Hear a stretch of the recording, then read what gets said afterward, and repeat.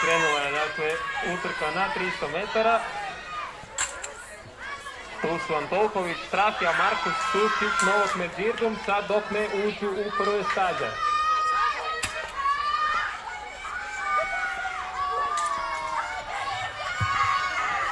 Dobro za sad tamo djeluju Međimurje, Mladost, Zagreb Ulica, ne samo koja štafeta, zatim Slavonija, Agran i još jedna štafeta Zagreb Ulica.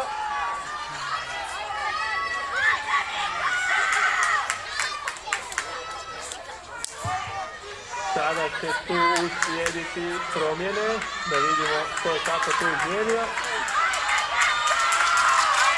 Trči se u svojim stazi, trčati u prvoj stazi treba trčati. Tamo evo ga, Mladost je sada prešao Volka, Gabriel Pučko tamo, odlično je probio se ispred Međimurja.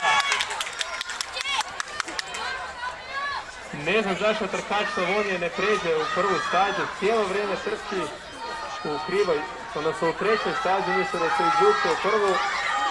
Evo sada je možda ušao u prvu, ali evo ga, tamo Međimurje uz Vraća udarac, uz Vraća prelaze sada oni Voćko.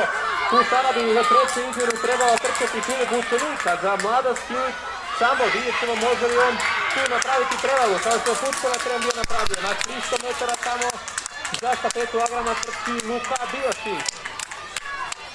Odlično, izgubimo, idemo dati podršku ovim dečkima u ovih 100 metara, idemo se uđu u zavod, prije zadnju izmjenu. Odlično, ide Međimurje, sada već stvara se malo prednost. Da vidimo šta će tu ići posljednja izmjena. Agran tu pritišće Slavonija, polako se približava i Ulic.